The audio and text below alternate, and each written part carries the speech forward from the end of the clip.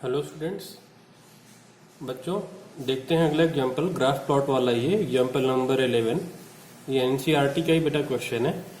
तो यहाँ पर फ़ारेनहाइट और सेल्सियस में एक रिलेशन गिवन है। Fahrenheit F equal to 9/5C + 32।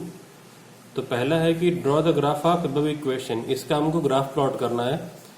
तो आप क्या करो बेटा, फ़ारेनहाइट को y पे ले लो और सेल्सियस को x पे ले लो और इक्वेशन फॉर्म करके ग्राफ प्लॉट करते हैं। फिर सेकंड पार्ट है, फिर आगे के पार्ट है, उन्हें बाद में देखते हैं। तो पहले हम स्टार्ट करते हैं इसको, पहले पार्ट को करना। तो फ़ारेनहाइट को हमने क्या किया, f को हमने रिप्लेस कर दिया y से और सेल्सियस को रिप्लेस कर दिया x से। तो ये इक्वेशन हो जाएगी y equal to 9/5x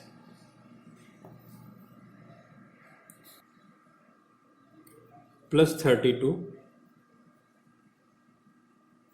Fahrenheit को y एक्सिस पे और सेल्सियस को x एक्सिस पे बेटा रिप्रेजेंट किया है। अब x की वैल्यू लेते हैं। इफ x इक्वल टू 0, तो ये पूरा 0 हो जाएगा, तो y कितना आ जाएगा, 32 हो जाएगा। इफ x इक्वल टू, अगला क्या लिया जाए, x की वैल्यू 5 का मल्टीपल लो जिससे कि सॉल्व करना आसान हो। If x equal to 5, then y equal to, अब बेटा x को 5 रखोगे ना, तो 5 तो 5 से 5 कैंसिल हो जाएगा, 32 + 9, तो ये कितना आ जाएगा, 41 हो जाएगा। अगला आप x को ले लो बेटा -5, तो ये कितना होगा, x को जब -5 लोगे तो, x को जब आप -5 लोगे, देखो तो 5 से 5 कैंसिल, -1 × 9 -9, और -9 + 32, तो 32 से 9 माइनस हो जाएगा, तो y कितना आ जाएगा, 23 आ जाएगा। अब 3 वैल्यूज आ गई, 3 पॉइंट के कोऑर्डिनेट आ गए। इनके लिए अब आप टेबल बना लो और टेबल में पॉइंट को मार्क करके फिर हम क्या करेंगे, रिप्रेजेंट कर लेंगे। तो बेटा यहाँ पर हमने टेबल ड्रॉ कर लिया है। अब पॉइंट मेंशन कर लेते हैं, x और ये y। तो x की वैल्यू 0 है, तो y 32, x 5 है, तो y 41, -5 पे 23। इन पॉइंट को हम ग्राफ पे प्लॉट कर देंगे। यहाँ पे देखो बेटा हमने ग्राफ ड्रॉ किया हुआ है। तो ग्राफ के लिए जरा स्केल देख लो कि किस तरीके से स्केल हमने लिया हुआ है। तो स्केल मैं यहाँ पे लिख रहा हूँ। तो स्केल देखिए बेटा कैसे लिख रहे हैं, x एक्सिस पे क्या रिप्रेजेंट किया है, सेल्सियस रिप्रेजेंट किया है x एक्सिस पे।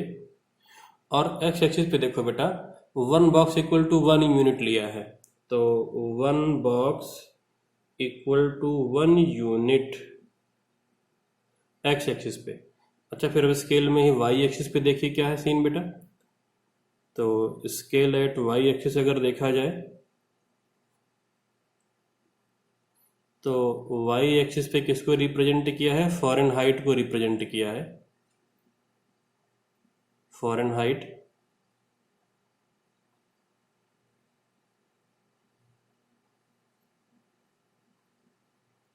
और यहाँ पे बेटा देखो 1 बॉक्स इक्वल टू अपने 10 यूनिट लिया हुआ है, क्योंकि यहाँ पे हमको ज़्यादा नंबर चाहिए ना, 32, 41, तो बहुत ही ज़्यादा बॉक्स चाहिए होंगे।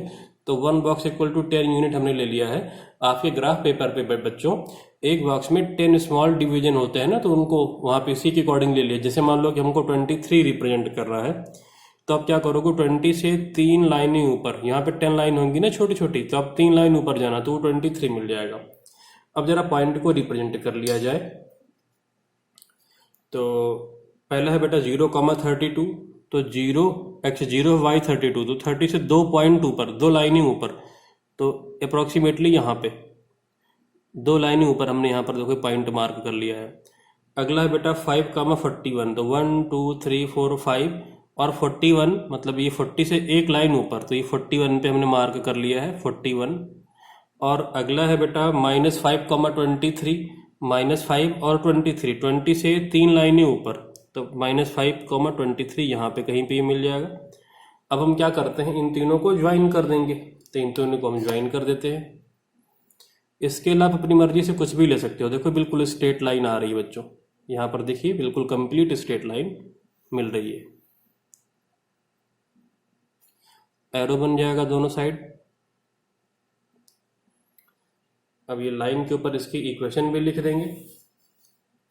लाइन के ऊपर इक्वेशन लिखते हैं इसकी, y equal to 9/5x plus 32, 9/5x plus 32 equation लिख दी है। पॉइंट के कोऑर्डिनेट मेंशन करते हैं बच्चों हम। अब इसके बाद आपको पता है कि हम पॉइंट के कोऑर्डिनेट मेंशन करेंगे। तो ये वाला है 5,41 और ये है 0,32 और ये है -5,23। तो तीनों पॉइंट हमने यहाँ पे मेंशन कर दिया है और स्केल में भी हमने मेंशन कर दिया है जहाँ पे जो चीज़ें हैं। अब आप यहाँ पे भी चाहो तो वो मेंशन कर सकते हो कि एक्स एक्सिस पे ये सेल्सियस है, तो आप चाहो तो एरो बना के यहाँ पे ये सेल्सियस आप लिख सकते हो। यहाँ पे इस तरीके से एरो बनाया और सेल्सियस, और इसी तरीके से यहाँ पे आप चाहो तो फ़ारेनहाइट भी लिख सकते हो। और ये ओरिजिन है, ओरिजिन के कोऑर्डिनेट हमने यहाँ पे लिखा नहीं है, आपको लिखना होगा 0,0 और इस तरफ बेटा आ जाएगा वाई एक्सिस की तरफ में फ़ारेनहाइट। तो यहाँ पे एक एरो हमने ड्रॉ कर दिया है और यहाँ पे लिख दिया है फ़ारेनहाइट, एफ से डिनोट कर दिया है। ये फ़ारेनहाइट हो गया इधर। तो ये लाइन यहाँ पर प्लॉट हो गई है। अब बच्चों इसके बाद में हम देखेंगे नेक्स्ट एग्जाम्पल। बच्चों अगला एग्जाम्पल देखने से पहले एक फिजिक्स का बड़ा ही इंपॉर्टेंट कंसेप्ट हम देखते हैं, क्योंकि ये कंसेप्ट अगर पता होगा तभी हम अगला क्वेश्चन कर पाएंगे। तो देखिए बच्चों यहाँ पे मैंने इंपॉर्टेंट लिखा है और ये साइन जो बना हुआ है इसको हम प्रोपोर्शनैलिटी का साइन कहते हैं। ये प्रोपोर्शनैलिटी का साइन है। अगर हम प्रोपोर्शनैलिटी के साइन को बेटा हटाते हैं और इक्वल टू का साइन अगर हम इंसर्ट करते हैं तो हमें एक कांस्टेंट लाना पड़ता है। जैसे प्रोपोर्शनैलिटी का साइन हटेगा और मान लो इसकी जगह पे हम क्या कौन सा साइन लाना चाहते हैं, इक्वल टू का साइन लाना चाहते हैं, तो ये फिजिक्स का रूल है कि आप क्या लाओगे, एक कांस्टेंट लाओगे। इस रूल को आप ध्यान से समझ लो। प्रोपोर्शनल का मतलब तो आपको पता होगा ना, जैसे अगर कोई चीज बढ़ाया तो दूसरी भी चीज बढ़ेगी, ठीक है, तो उसे हम प्रोपोर्शनल का साइन बोलते हैं। तो देखो यहाँ पर लिखा हुआ y is proportional to x। y क्या लिखा है, proportional to x।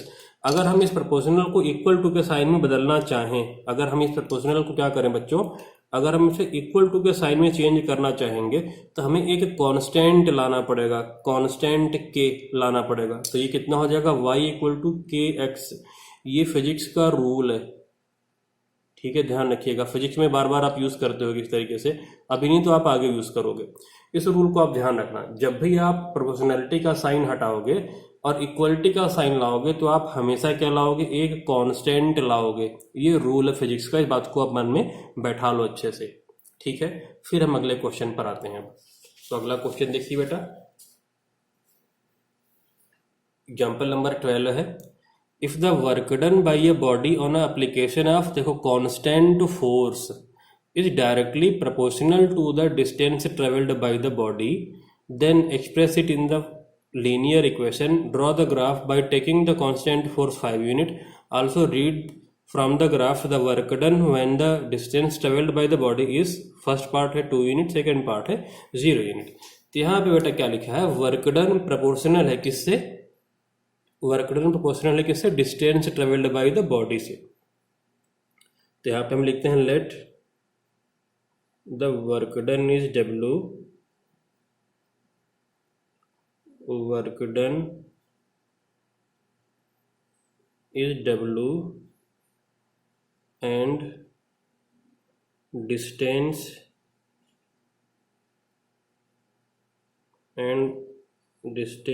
is D। तो यहाँ पे क्या हो जाएगा, वर्क डन W जो है बेटा वर्क डन, ये प्रोपोर्शनल है किससे, डिस्टेंस से प्रोपोर्शनल है। ये है गिवन, ऐसा गिवन था। अब हमने बताया है कि जब भी आप प्रोपोर्शनलिटी का साइन हटाओगे और इक्वल टू का साइन लाओगे, हमने प्रोपोर्शनलिटी का साइन हटाया और इक्वल टू का साइन लाया, तो कोई कांस्टेंट लाएंगे। अब प्रश्न है कि वो कांस्टेंट होगा क्या, तो वो कांस्टेंट या तो आपको पहले से ही फिजिक्स के रूल से पता होगा, और अगर फिजिक्स के रूल से नहीं पता है तो वो क्वेश्चन में आपको गिवन होगा। तो आप क्वेश्चन ध्यान से पढ़ो तो आपको जवाब मिल जाएगा। If the work done by a body on application of constant force, देखो लिखा हुआ है कांस्टेंट क्या है, फोर्स है constant is directly proportional to the distance travelled. तो जो कांस्टेंट है वो देखो क्वेश्चन में डायरेक्टली गिवन है, क्या है वो, फोर्स है, इसलिए फोर्स लिखा हमने। तो W इक्वल टू क्या हो जाएगा बेटा, F इंटू कॉन्स्टेंट कितना हो गया, फोर्स हो गया, इंटू डी। ठीक है, ये फोर्स हमको यहाँ से मिला, क्वेश्चन से मिला। तो अब ये एक लीनियर इक्वेशन आ गई, लेकिन लीनियर इक्वेशन के लिए हमको एक्स और वाई एक्सिस में रिप्रेजेंट करना होगा। तो आप इस W को रिप्रेजेंट कर लो बेटा वाई एक्सिस पे। तो y इक्वल टू, और फोर्स की वैल्यू देखो कितनी गिवन है, 5 यूनिट गिवन है। तो ये गिवन है हमको कितना, 5। और डिस्टेंस को आप किस पे रिप्रेजेंट कर लो, x एक्सिस पे रिप्रेजेंट कर लो। तो y equal to 5x equation हमको मिल जाएगी। हमने वर्क डन को बेटा y एक्सिस पे रिप्रेजेंट कर दिया, और फोर्स की वैल्यू 5 गिवन थी, और डिस्टेंस को कहाँ पे रिप्रेजेंट कर दिया, x एक्सिस पे रिप्रेजेंट कर दिया है। ध्यान से इसे कुछ समझ लो। तो इस क्वेश्चन में नया क्या सीखा हमने, फिजिक्स का एक नया रूल सीखा है। एक प्रोपोर्शनैलिटी हट के अगर इक्वल आएगा तो कोई कांस्टेंट आता है, वो कांस्टेंट होगा क्या, उसका आंसर है, या तो आपको पहले से फिजिक्स के रूल्स से पता होगा, अदरवाइज क्वेश्चन में गिवन होगा। अब हम क्या करेंगे बेटा, इसके 3 सोल्यूशन फाइंड आउट करेंगे और ग्राफ पे रिप्रेजेंट कर लेंगे। बहुत ही आसान है। तो टेबल बनाएंगे, 3 सोल्यूशन, ग्राफ पे रिप्रेजेंट, फिर एक क्वेश्चन फिनिश हो जाएगा। बाकी ये दोनों पार्ट आप आसानी से आंसर कर लोगे। तो आगे हम देखते हैं, टेबल ड्रॉ करते हैं।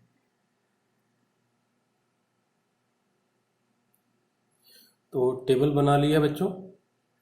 तो x और y, x y, x की वैल्यू यहाँ पे फिल करते हैं और y की वैल्यू फाइंड आउट करके टेबल को फिल कर लेते हैं। तो सबसे पहले बेटा x की वैल्यू को हमने ले लिया है -1। x की वैल्यू बेटा अगर -1 होगी तो y कितना आ जाएगा, 5 इंटू -1 -5। फिर x की वैल्यू को ले लिया 0, तो y भी कितना हो जाएगा, 0। x की वैल्यू 1, तो y की वैल्यू 5। तो ये 3 सोल्यूशन आ गए। इन तीनों पॉइंट को हम ग्राफ पे प्लॉट करते हैं। तो देखिए बेटा हमने क्या लिया है, स्केल में y एक्सिस पे 1 बॉक्स इक्वल टू 1 यूनिट ले लिया है, और x पे क्या किया है बेटा, 2 बॉक्स को 1 यूनिट लिया है। देखो 2 बॉक्स पे 1 2, फिर यहाँ पे -1 -2। तो पॉइंट्स को प्लॉट करते हैं। तो पहला तो पॉइंट हो जाएगा 0,0, एक तो ये खुद हो गया यहाँ पे 0,0। अगला है 1,5, x पे 1 है तो y पे कितना है, 5 है। तो इसको प्लॉट कर लेते हैं 1,5। तो 1,5 आपके पास ऑलरेडी लाइन से ड्रॉ होंगी, तो आपको इतना कुछ नहीं करना होगा, सीधा आप आसानी से प्लॉट कर लोगे 1,5। 1,5। अगला है -1, -5। तो -1, -5।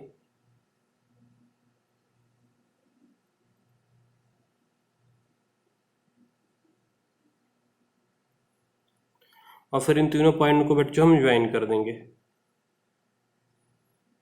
तो इन तीनों पॉइंट्स को हम ज्वाइन कर देते हैं। तो ये लाइन के ग्राफ प्लॉट हो गया।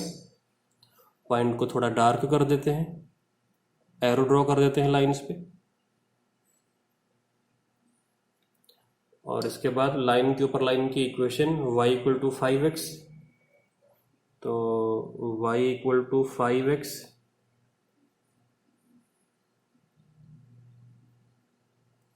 पॉइंट से कोऑर्डिनेट मेंशन करेंगे।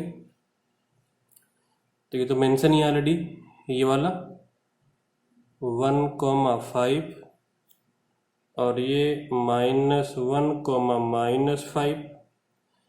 x पे क्या रिप्रेजेंट किया है, x एक्सिस पर है डिस्टेंस, x पर है डिस्टेंस,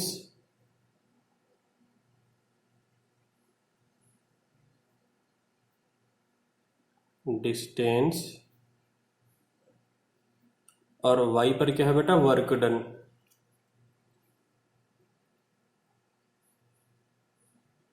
तो यहाँ पे हम सीधा W लिख देते हैं, वर्क डन, W। इसके बाद हम स्केल लिख लेते हैं बच्चों, स्केल भी जरूरी है लिखना। तो स्केल लिख लिया जाए। तो स्केल में देखिए बेटा क्या यूज किया है, स्केल x एक्सिस, यहाँ पे डिस्टेंस को रिप्रेजेंट किया है, और 1 बॉक्स इक्वल टू कितना लिया है, 2 बॉक्स इक्वल टू 1 यूनिट लिया है। यहाँ पे हमने 2 बॉक्स इक्वल टू 1 यूनिट लिया है, और वाई एक्सिस पे वर्क डन है,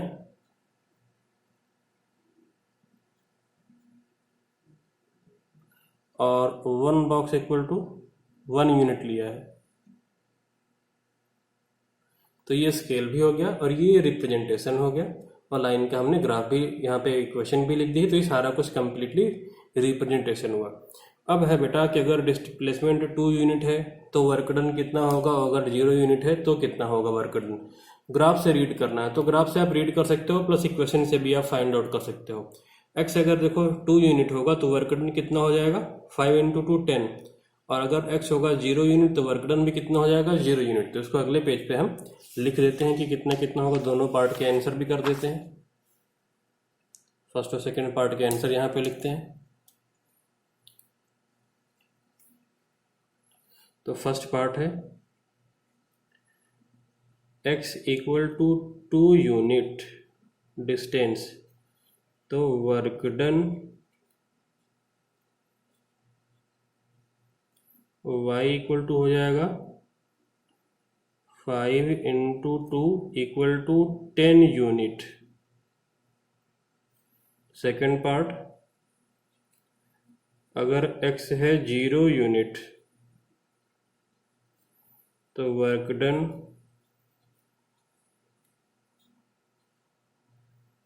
y इक्वल टू हो जाएगा 5 इंटू 0 इक्वल टू 0 यूनिट। तो इस तरीके से एक कंप्लीट हुआ एग्जाम्पल। हाँ बच्चों, एक बात और, जो पिछला एग्जाम्पल बच्चों हमने किया था उसमें से कुछ पार्ट मिसिंग रह गया है, हम उसको कंप्लीट कर लेते हैं। तो ये वाला एग्जाम्पल बेटा देखिए, जो 11th वाला किया था, इस पर मैं ये बाकी के पार्ट बताना भूल गया, केवल फर्स्ट पार्ट ही हमने ग्राफ प्लॉट कर और आगे का डिस्कस नहीं किया। तो जरा अब इनके बाकी के पार्ट भी हम डिस्कस कर लेते हैं, ठीक है। तो अब है अगेन मैं लिखता हूँ एग्जाम्पल 11, एग्जाम्पल 11 मिसिंग पार्ट, जो हम भूल गए हैं वो वाले पार्ट कर लेते हैं, मिसिंग पार्ट्स।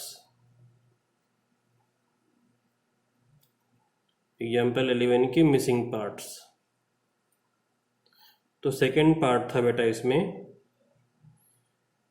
कि अगर C30 है तो हमको फ़ारेनहाइट बताना है कि कितना होगा, F बताना था। क्वेश्चन में था कि अगर सेल्सियस पे 30 है तो फ़ारेनहाइट पे कितना होगा।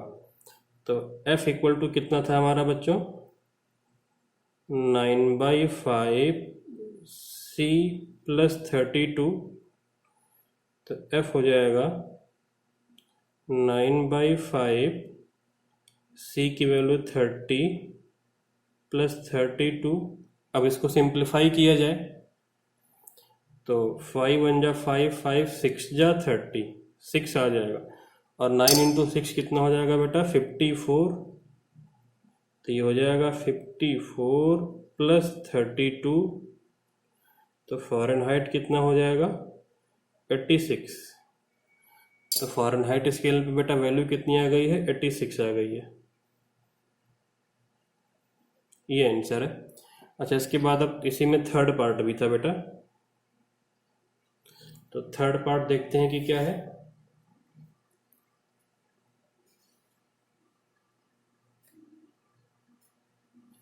तो थर्ड पार्ट में है भाई बच्चों कि अगर 95 डिग्री फ़ारेनहाइट है तो वो सेल्सियस पे कितना होगा। अगर F है 95 तो ये सेल्सियस स्केल पे कितना होगा। टेम्परेचर में अगर फ़ारेनहाइट पे स्केल है कितना, 95 शो कर रहा है फ़ारेनहाइट स्केल पे, तो सेल्सियस पे कितना होगा। तो अगेन फार्मूला नोट करते हैं, F equal to 9/5 C plus 32। Value put कर दो अब यहाँ पे आप। तो F की वैल्यू है 95 इक्वल टू 9/5 C प्लस 32। अब 32 को आप लेफ्ट में ले जाके माइनस कर लेते हैं, तो 95 minus 32 equal to 9/5 C। 32 minus करिए, 63 इक्वल टू 9/5c। अब 5 मल्टीप्लाई में जाएगा, 9 डिवीजन में आ जाएगा, तो c हो जाएगा 63 इंटू 5 डिवाइड बाई 9। तो 9 7 जा 63 हो जाएगा, तो हो जाएगा 7 इंटू 5। तो इम्प्लाइज दैट सेल्सियस स्केल पे कितना हो जाएगा 35। तो अगर बेटा फ़ारेनहाइट स्केल पे टेम्परेचर 95 है तो सेल्सियस पे कितना आ जाएगा 35 आ जाएगा। अब फोर्थ पार्ट देख लेते हैं।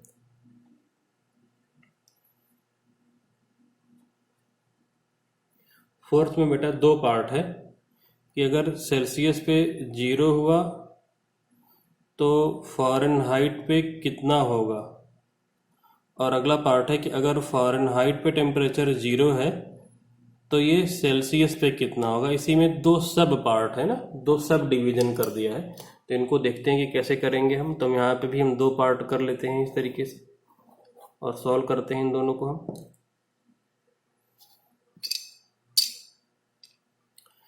तो अगेन मैं यहाँ पे फार्मूला नोट करता हूँ, F equal to 9/5 c plus 32। c की वैल्यू रख दी 0, 9/5 इंटू 0 प्लस 32। तो F की वैल्यू कितनी आ गई है 32। मतलब सेल्सियस पे अगर 0 होगा तो फ़ारेनहाइट पे कितना होगा, वो 32 शो करेगा स्केल।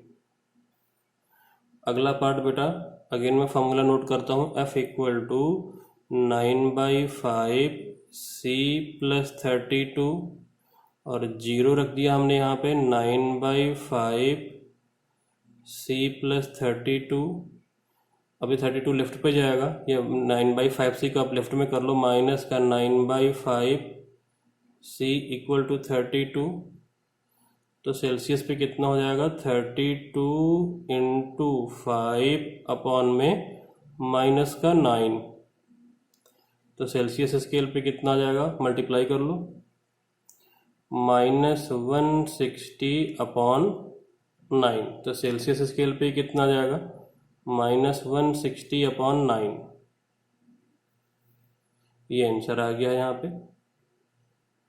इसके अलावा बेटा एक लास्ट पार्ट और रह गया, उसको देख लेते हैं हम नेक्स्ट पेज पे। फिफ्थ पार्ट इसी का फिफ्थ पार्ट है बेटा, और ये बहुत ही इंपॉर्टेंट है खासकर एमसीक्यू के लिए। Is there a temperature which is numerically the same in both scale, that is Fahrenheit and Celsius, if yes find it. तो हमको बेटा बताना है कि क्या ऐसा कोई टेम्परेचर है जो फ़ारेनहाइट और सेल्सियस पे सेम है। अगर मैं आसान शब्दों में बोलूं तो अगर इसका ये मतलब हुआ बच्चों कि क्या फ़ारेनहाइट पे आप कोई एक ऐसा टेम्परेचर रखो कि सेल्सियस पर भी सॉल्व करने पर वो सेम आए। जैसे मान लो आपने फ़ारेनहाइट पे बाई चांस एफ की वैल्यू 50 रखी और सॉल्व करके सी भी 50 आ जाए, मतलब जो आप एफ की वैल्यू पुट करो वही सी की भी वैल्यू आ जाए, तो वो हो जाएगा टेम्परेचर दोनों स्केल पर सेम। तो आप एज्यूम कर दो कि वो टेम्परेचर एक्स है, let that temperature is x, let that temperature is x, कि जो दोनों स्केल पे सेम है, इज एक्स। अब इक्वेशन हमको गिवन है F equal to 9/5 c plus 32। अब x ऐसा टेम्परेचर है जो कि फ़ारेनहाइट और सेल्सियस दोनों पे सेम है, तो आप वैल्यू पुट कर दो, x equal to 9/5 x plus 32। अब आप पूरी इक्वेशन को 5 से मल्टीप्लाई कर दो, तो 5x, इसको आप 5 से मल्टीप्लाई करोगे तो अपॉन 5 हट जाएगा 9x, और इसको आप 5 से मल्टीप्लाई करोगे तो 160। 9x को लेफ्ट पे ले जाओ तो ये हो जाएगा -4x इक्वल टू 160। x हो जाएगा 160 अपॉन -4। तो x की वैल्यू बेटा फाइनली कितनी आ जाएगी -40। इसका मतलब ये हुआ कि -40 एक ऐसा टेम्परेचर है जो कि दोनों स्केल पर सेम है। दैट मीन्स अगर आप f की वैल्यू -40 पुट करोगे इक्वेशन में f की वैल्यू, तो c भी -40 आ जाएगा। या फिर आप अगर c की वैल्यू -40 पुट करो तो f भी कितना आएगा -40 आएगा। तो ये क्वेश्चन बहुत ही इंपॉर्टेंट था। इसके बाद बच्चों हम देखते हैं next topic.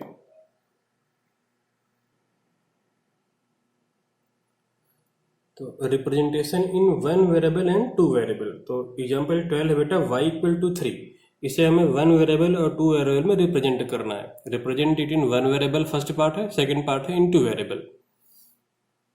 Represent it in one variable and second part है इन टू वेरिएबल। तो बेटा फर्स्ट पार्ट के लिए हमने देखो यहाँ पर एक नंबर लाइन ड्रॉ कर दी है। वन वेरिएबल मतलब केवल एक नंबर लाइन। अब y इक्वल टू 3 हमको रिप्रेजेंट करना है, तो ये नंबर लाइन हो गई और 3 कहाँ पे दिख रहा है, ये पॉइंट है 3, तो ये हो जाएगा हमारा y इक्वल टू 3। ये हमने यहाँ पर इसे देखो रिप्रेजेंट कर दिया, ये है y इक्वल टू 3। ऊपर आप चाहो तो मेंशन कर दो, ये हो जाएगा y इक्वल टू 3, ये हमने यहाँ पे इसे रिप्रेजेंट कर दिया। अब दूसरा पार्ट है बेटा, अच्छा इसको हम बोलते हैं ना इन वन वेरिएबल, जो एक नंबर लाइन पे रिप्रेजेंट किया है इसे हम बोलते हैं इन वन वेरिएबल। इन वन वेरिएबल बोलते हैं, या फिर इसी को बोलते हैं on the number line. On the number line, number line पर रिप्रेजेंटेशन या इन one variable, on the number line, दोनों में से कुछ भी बोल सकते हैं। अब सेकंड पार्ट देखिए बच्चों,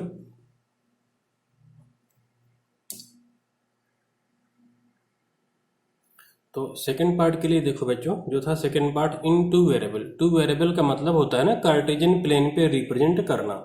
तो जब y इक्वल टू 3 को बेटा टू वेरिएबल पे रिप्रेजेंट करना है तो आप क्या करोगे, y इक्वल टू देखो 3 है, तो पहले आप y इक्वल टू प्लस 3 पे चले जाओ और वहां पे मार्क कर लो। तो देखो ये रहा y इक्वल टू प्लस 3। अब आप y इक्वल टू प्लस 3 पर बेटा x के पैरेलल एक लाइन ड्रॉ कर दो, वो y इक्वल टू 3 हो जाएगा। उस लाइन पर हर एक पॉइंट कितना होना चाहिए, y इक्वल टू 3 होना चाहिए।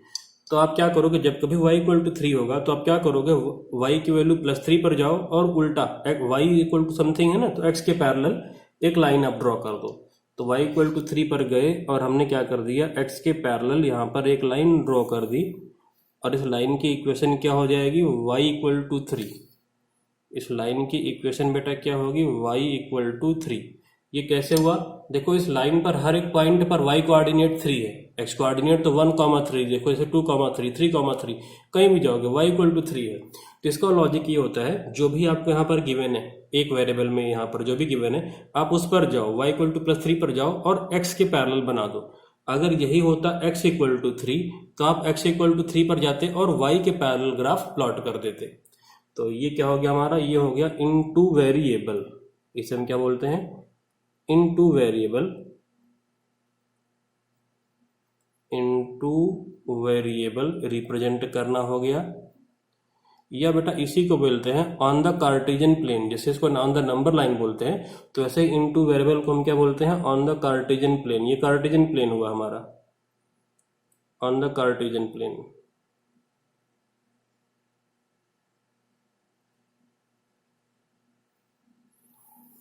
अब इसी तरीके से एक एग्जाम्पल हम और देख लेते हैं, एग्जाम्पल नंबर 13,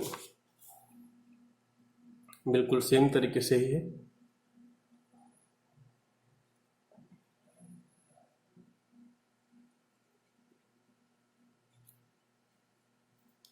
थर्टीन्थ एग्जाम्पल है बेटा 2x प्लस 9 इक्वल टू 0।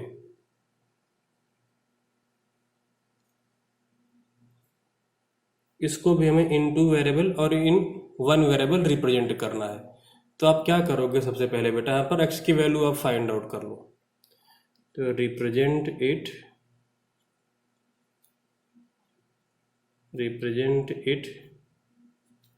पहला पार्ट है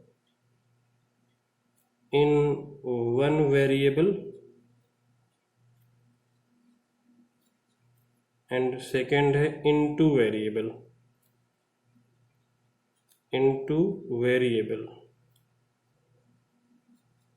तो सॉल्यूशन में आप क्या करो बच्चों, सबसे पहले तो आप x की वैल्यू फाइंड आउट कर लो। तो 2x प्लस 9 इक्वल टू कितना हो गया है, 0। तो x कितना हो जाएगा, -9/2। x की वैल्यू कितनी आ गई, -4.5। तो वन वेरिएबल के लिए हमने बताया था कि एक सिंपल सी नंबर लाइन ड्रॉ करते हैं। तो वन वेरिएबल के लिए बेटे देखो नंबर लाइन ड्रॉ कर दी है हमने।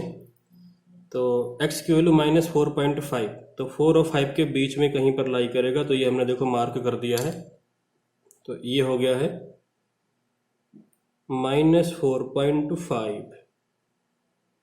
तो ये हमने कौन सा रिप्रेजेंटेशन किया है, इन वन वेरिएबल। इसे हम क्या बोलते हैं, इन वन वेरिएबल का रिप्रेजेंटेशन। इन वन वेरिएबल, ये इसी का दूसरा नाम क्या था, ऑन द नंबर लाइन।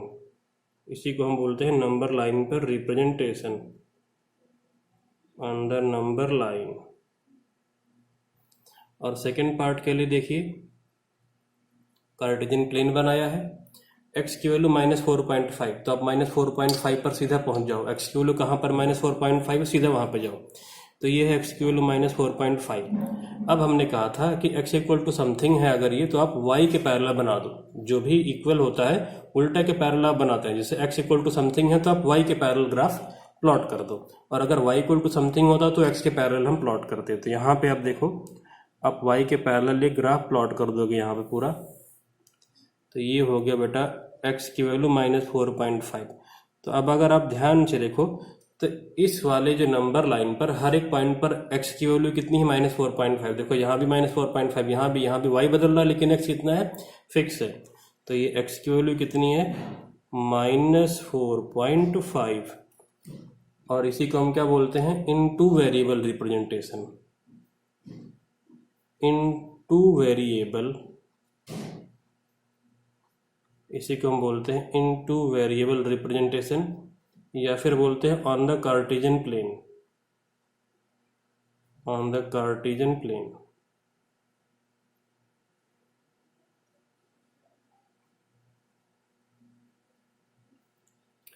अब इसी में जरा इंपॉर्टेंट देखो बेटा, अगर मुझे x इक्वल टू 0 प्लॉट करना होता तो आप x इक्वल टू 0 पर जाते और किसके पैरेलल बनाते, y के पैरेलल।